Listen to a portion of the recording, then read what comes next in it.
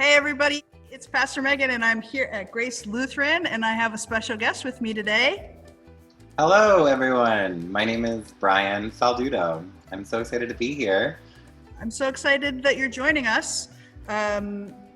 Folk may know you already because you were in a pretty fancy movie. You were in School of Rock. Yes. And part of the story that I've heard you talk about in other places is how they kind of created this part for you because your personality kind of inspired folk to do so. But then in your real life, after the movie came out, that created some tension. And I guess I'm less interested in the story about the fancy Hollywood movie part and more interested in the story of how did you care for yourself? How did you come out of the kind of yuck, stuck place that happens when people get bullied? Right? Would you be willing to talk about that a little bit? Absolutely, yeah. I didn't. I think That's honest. Yeah. I cared for myself in the way that I think a lot of people who are bullied, especially in a more uninformed time, right? So I feel like there's a lot more resources these days, especially with social media. There's like things you can like maybe find yourself in perhaps, but I didn't really have that. And so I didn't really deal well. I just went into like this massive phase of denial and like hiding and like just trying to blend in, which sure is a way of surviving and coping in its own way, because I did what I had to do to like feel like I was okay, but I think that eventually resulted in like a really rough spot, a dark spot where I was very separated from myself. And then, but sometimes, I don't encourage anyone to get into a dark spot, but I think sometimes the rock bottom can be helpful because there's nowhere to go but up. And so I just started to ask myself questions like, why am I so unhappy? Why do I not know who I am? Why do I keep putting my worth in other people? So it was like, I started to ask those questions and I was like, well, I gotta figure out the answers. So I started this slow climb from rock bottom. And I've heard a lot of people who come, the reason they get to where they need to be is because of that dark time, Yeah. What was the kind of time frame in your life when this was happening? Because, I mean, you seem kind of young, right? Elementary school-ish? So the movie was... Yeah, the movie, did we even say the movie was School of Rock? I was I was a child actor. I played Billy in School of Rock. And my children's favorite part in the movie. Good job. So I was 11, and I did a lot of child acting. I would have a bunch of like regional theater credits. That was like my thing for a while. And then I went to high school and I did kind of like the normal high school thing. But I went to like a really private Catholic school where it was really hard to be known as the gay kid from School of Rock. And then I went to college where I kind of, found my theater people and I did a theater performance major, which was good, but I was still so separated from myself. I was yet to admit I was I was as I don't know, as out there as some of the people I was surrounded with who were letting themselves be there. And then I went, after college, I did theater for a little while, then I worked in radio for a little while, and then I went to LA, actually. I went to California, and this was around age 25. And I got into this like really terrible relationship with someone who treated me terribly. But that was like the third time I had done that. I kept going into these relationships with people who were just awful to me. And I was like, why am I so interested in people who are treating me like shit? And then I was like, oh, because you talk to yourself that way. And so it was like this whole, how do I fix that? How do I talk to myself better? Mm-hmm. Yeah, one of the biggest life lessons I had after relationships like that was to just decide, like, never to convince anyone to love me anymore, right? Mm-hmm. That the person you want in your life who's going to be your long-term partner is someone who, like, knows why they want to love you. Yeah. But if I'm putting all of my time and energy into convincing someone to love me, well, then it's not right. Then it's not love; it's manipulation at that point. Yeah. And I was a master manipulator. I knew what to say to like get people to like say what I needed to hear. You know what I mean? So it was. And through all of this too, you also had kind of a faith journey that was happening too, right? Because because you have your wonderful song that is out, right? Yeah, God Loves Me Too. Yeah, which is how you and I know each other. I Yeah. sent it to you because I was inspired by your appearance on Queer Eye to just kind of reach out and share it. And yeah, I mean, I grew up in the church. It's the first memories of music I can remember. First memories of performing I can remember because I was in the children's choir. First memories of like people I was close to that I can remember, my church family. And then I went to private school, so I went to theology class for 45 minutes a day every day, and there was masses like once a week it felt like, and just constant. It was just church. Church was everywhere. It was never. The only time I ever separated from it was when I went to college. I didn't separate it because I wanted to. It's just that I had never felt very addressed by the church. You know, I heard the rumors that I wasn't necessarily welcome in the church because I'm gay, but no one would ever talk about it. And I was like, well, you know, I'm in this theater program. I was in college. I'm in this theater program where people like, there's more people like me and there's more people talking about the things that I want to talk about. So I'm going to like gravitate. None of these people are going to church. So I'm going to gravitate away from church for a little while. I'm going to hang out with these people. But of course I like missed parts of church. I grew up with a church family and I grew up with worship music. I love worship music. I'm obsessed with the genre of Christian contemporary music. It's so good. And I was really sad that I had to it felt like I had to choose. And then again, that time when I was in LA, wow, LA was really pivotal for me. I wandered into a church one Sunday, like many years later, because I was there for a project, which is when I met this guy, but I also didn't really know anyone in town other than these terrible people I was hanging out with. So I was free on Sundays and I just wandered into a church one Sunday and there was like a pride flag hanging above the doors and the pastor was wearing one of those, what's that thing they wear? The Stole? A stole that was rainbow. Yes. And they made it a point every Sunday to let me know that I was welcome there. And so I would just go and I would sit in church every Sunday for like an hour and cry. Because I was like, I think the pastor thought there was something wrong with me because I would just sit there for an hour and weep. And then I would leave.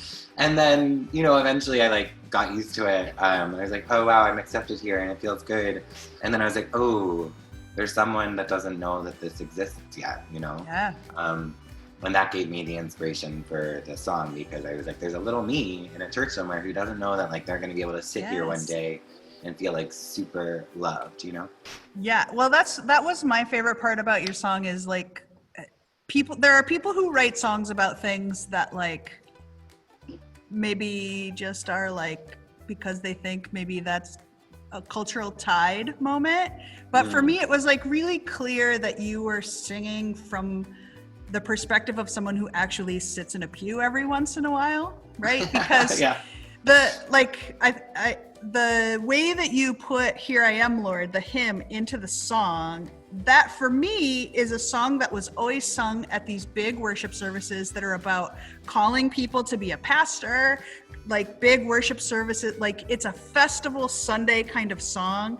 And so when you sing it, everyone's like, rah, right? And you put it into the song like right at the moment when that was needed. And it felt like you were using the hymn just the way it would happen in church. So it was like a little mini church moment happening in the middle of the song, which some people might, you know, it's a beautiful song even if you never go to church, right?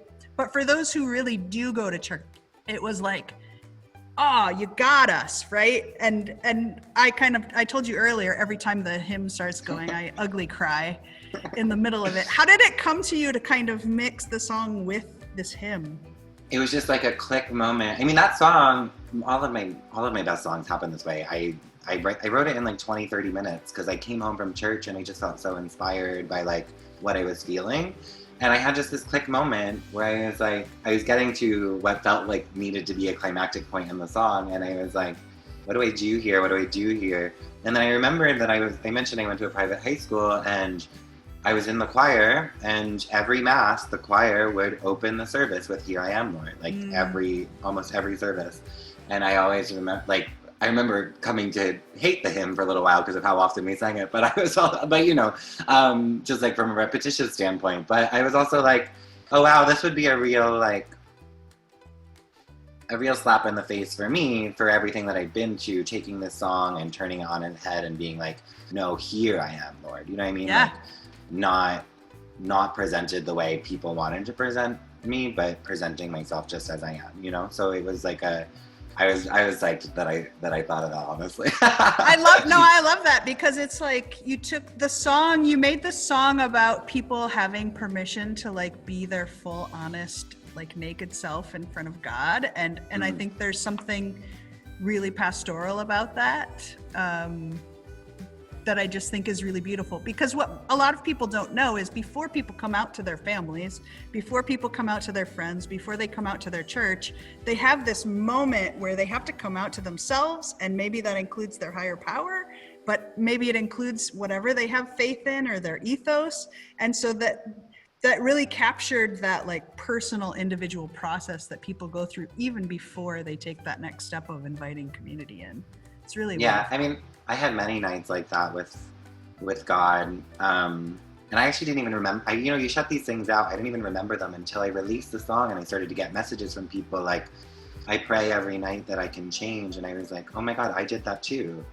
And you don't even, you shut it out. But I was like, the amount of nights I spent like praying, like, please don't let me be gay. Yeah. And it's such a ridiculous thing to have prayed for, because it's so much a part of who I am now, and like the story I get to share and the people I get to touch. So it's yeah.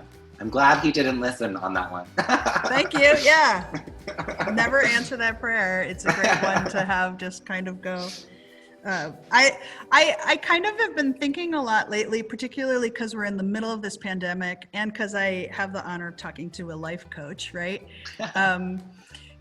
I've been thinking a lot about how do we change those negative voices that are in our head? Like the one that says, I should just date people that are terrible. Like the one that says, God's not going to be able to reconcile with me. The one, how do we work to actively shift, instead of just only being able to see everything that's negative in the world? How do we kind of like get our brain on an exercise to like be open to like noticing the positive that's there too? And so, I wonder if you have any thoughts about that, like ways that you have been able to shift your thinking.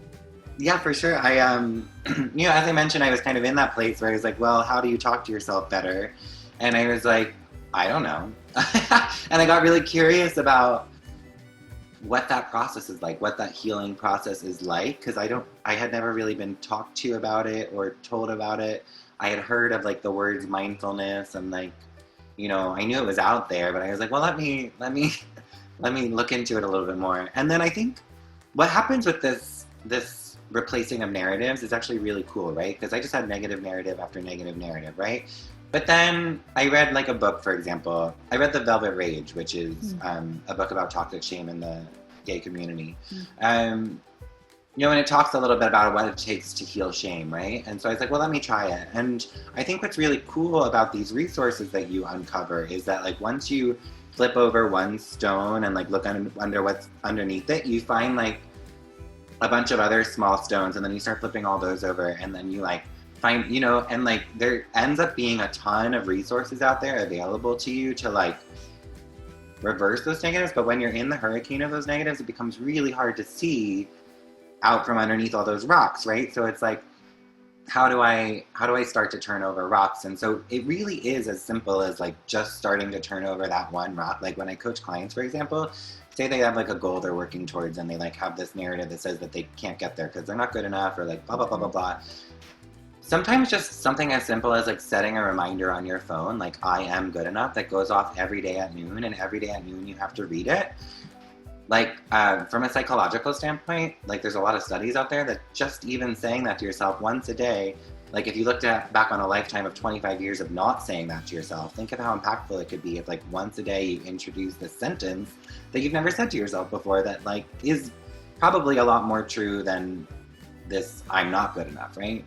So yeah, it's not easy, but at the same time, like once you start, it gets easier. It's just starting that's hard, because again, those negative narratives are really tempting to stay inside of because they're comfortable, because they're all you've known, I love that you framed it that way, because like one of the number one questions that I get kind of since being more public on Queer Eye is from folk who are like, I used to have this relationship with God, then I gave it up. I don't know how to restart. And I think the advice of like, just be bad at it for a while, like practice, like be a toddler trying to learn to do a new thing, is such great kind of wisdom. That and letting folk know that you can take baby steps. Yeah, I think what I've just been really curious about is how people are caring for themselves during this kind of time of shelter in place and pandemic. And so everyone that I've talked to over the last couple of months, I've asked them, what are you doing to care for yourself? So would you be willing to share? Well, I think what you just said is actually really key to this time. Be bad at it for a little while, because like this is an unprecedented time, right? So this whole idea that like there's a right or a wrong way to deal with it is crazy, because it's never happened before. So I think that like if you're having a rough day and you need to go take a nap, go take a nap. You know, if you need to wake up and like go for a run because you need to get outside more, go for a run because you need to get outside more. I think that in a lot of ways, like obviously this is not a great time in the grand scheme of things as far as like illness and death and a lot of bad things. But I think there's a lot of freedom in the fact that it's an unprecedented time, and a lot of the norms that we've been subscribing to have been stripped away, right? So like I think you get to figure out what works for you, which I think can be really cool. As far as me, something that I've really taken away from COVID is my ability to say no, which has been real a struggle in the past. You know, I'm a life coach, I'm a bit of a people pleaser. I want to help people, I want to be there. I think when the world was kind of stripped down for me, and I'm also creative though, I'm an artist. So when I spent time inside with just my creativity, with my artists, and without any interruptions, I was like, oh, this is really pivotal for me. So I was like, I need to have more of this space more often. And so that will involve, as the world speeds back up, that will involve saying no more, unfortunately. Good for you. Yeah. Yeah, I think that's a wonderful thing to take from this. I also have been taking this idea that like you can be a hermit every once in a while and the world will go on. Right? Yeah. Like we've been sheltering in place for almost 5 or 6 months now, and so like, but like the world was fine. Like turns out we didn't have to leave our house in really rushed ways all that time, and we could still get everything done. And so just thinking about how many of the things that we do that we think are like super urgent, or if it doesn't happen it'll be the end of the world. I think this time really proved like, I mean, I don't think it's the end of the world. It's a strange new world that we're kind of embarking on, but how many things just have shifted kind of what we think needs to happen next. Yeah, I don't think it's the end of the world. I think that there's a lot of traumatic things happening. Yeah. But there's also a lot of really cool things happening, and a lot of really cool like movements and new voices coming up. And I think sometimes like there needs to be a shakeup in order for that kind of stuff to happen. So I don't know. I guess my heavy on my heart right now is the LGBTQ young people who already were at risk of suicide prior to like being sheltered in place, and then might have less access to the community centers where they can take care of themselves. I have a little bit of like hope that they get to like, while it looks like they're on online school, like that they can like watch YouTube videos that like care for them, right? Yeah.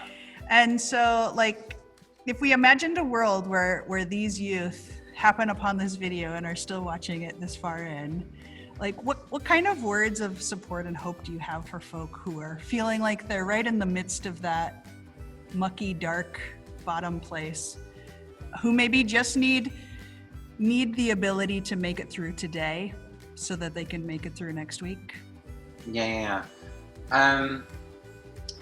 So much. Like, I think one of the key aspects of like reaching out to someone in that dark place is like making sure they feel really seen, heard, and validated. Because I feel like that's a lonely spot to be in. I think we've both been in dark spots, and so like we can attest to that. I think one of the reasons I felt so alone dark when I was young is because I felt so alone, you know. I was the person on screen, so I was like, wait, who do I look to get my representation, you know? So that's like the one, first of all, anyone who feels that way, just know that we're having this conversation because we see you. Mm-hmm. Like we know that that's out there. So you're not alone. There are resources like the Trevor Project that you should like reach out to. And then my other thing is also just like, I know this sounds counterproductive, but don't fight it. Like if you're sad because you're in an unfair home environment, it's okay to be sad because you're in an unfair home environment.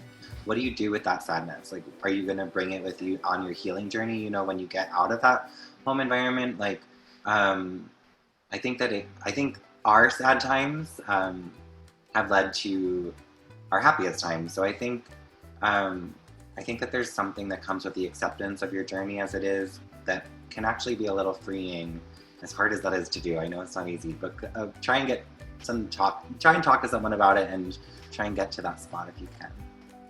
Yeah, that's everything. And then I'm also aware that we told people that they could shift their brains and be thinking more positively, and then we mostly just talked about hard things for this whole conversation. Can you just talk about something that was like over the top fabulous that you have experienced in your life and was wonderful, just for the sake of helping us think about things that are wonderful and positive? Yeah, just because it's at the top of my head, and I don't know if it's interesting because we're already talking about it, but the music video, yes, the day that we shot it is to this day my favorite day that I've ever had in my life. I wrote this song. I'm an independent artist, and I think because of the power of the song, which feels fabulous because it's kind of a let's be LGBTQ and proud, right?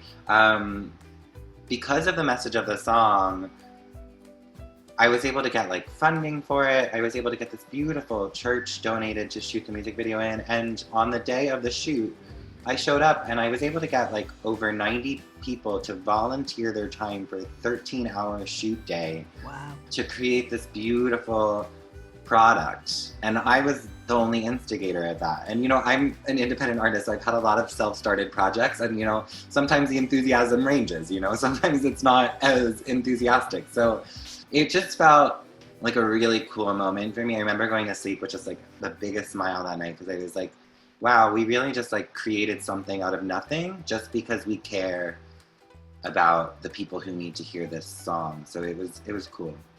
Well, I've also appreciated that, like, you wrote this song because it was a part of your journey and it needed to come out of you, right? But it's also been received in such wonderful ways, with like award nominations and cool stuff like that, right? Yeah. I also appreciated, not everyone maybe has seen it, but I'll put a link to the performance of the song that you did with the Beloved Arise community. Okay. Which I thought was like a really beautiful, like, it was a beautiful kind of rendition of singing the song. And so I'm so grateful that you're kind of actively caring for and working with LGBT youth who are of faith and all the things that you're up to. Yeah, I definitely want to follow up with whatever I put out there. I love that you keep like mentioning the fact that it was just something that I had to get out of me, because that is my songwriting approach. I don't ever like start with like a mission, you know. I always just like, I'm like, what feels true to me? And then sometimes I like write it down and I'm like, well, I'm never gonna share that. And then sometimes I'm like, this should be shared, you know. So it's and to be honest, I think that's like that feels like the most authentic songwriting approach to me. People who are writing songs to make a change, I'm impressed by them. I don't know that I would be able to do that. I always have to write from like a personal thing. It's just kind of how I operate. Yeah, I have a similar experience. I was in school to try to be a sculpture major prior to Matthew Shepard's death, and then kind of ended up doing the theology realm just to try to get out of my gut what I kind of knew was true about God. And I find that art in its various forms, there's like two parts of it. There's the part you do for yourself as the artist, and then whether or not you ever choose to share that art with other people is a completely different artistic process. And there are times when you create art knowing it's going to be shared, and times when you create art and then decide later it's going to be shared. And those are really different kinds of risks. And I know that sharing a personal journey the way that your song does is a risk that you're kind of taking in the world. And so I'm grateful that you took that risk and that you put that out there. I'm grateful that and even like School of Rock, I'm grateful, even if you didn't know what the risk was, that you took that risk, right? Because I have a 7-year-old Black trans child who got to watch a movie of someone in school like them kind of being their fullest, most fabulous place, right? And for as much as nonfiction can kind of like, or as much as fiction can like represent the fullness of someone, just to know that there was a show that wasn't gonna, give us the heebie-jeebies in the time forward that all the language is different. Like it was just the fact that it could be a part of something that's all like it's about affirming the differences in these different kids, and it's about music being able to change the world, and it's about thinking differently in institutions. And so there's a lot of ways in which the ways that your art has encountered us as fans is kind of this lovely, beautiful thing. So I just want to offer that back to you, that I'm grateful at how much risk it takes to put stuff out there, and I'm also grateful for the kinds of things that you've curated to put out there, because I think, great job. Yay. Thank you. I'm really grateful for that reflection. Yeah. I was getting a little teary-eyed. I reflect on my own thing, and I'm sure you've had similar. I just look back and I'm like, oh, it's all making sense now, Yeah. I'm really grateful that I think it's a privilege that I get to connect with youth now. I ran from that opportunity back when I was that mirror for people that they maybe needed, because I wasn't able to look at myself in the mirror. But I think now I get to hear the stories of people who are like, oh my God, it was so great to see someone like me on screen. And I'm like, oh, cool. I'm glad I did that. It was worth all the bullying, and the things I get to do now, and it's exciting. Yeah. So thank you so much, and thank you for like letting me come and chat with you. Absolutely. What's the best way for people to reach out to you if they want to learn more about your song, or if they want life coaching, or if they want to just follow the stuff that you're putting out online and your podcast? Yeah. So I'm basically the best way to find me is on Instagram, Brian Falduto. I also have an Instagram called The Gay Life Coach, which is geared towards my podcast and my coaching business. The Brian Falduto is more like personal, but just feel free to connect with me on there. I'm not very good at the other forms of social media, so that's where you should find me.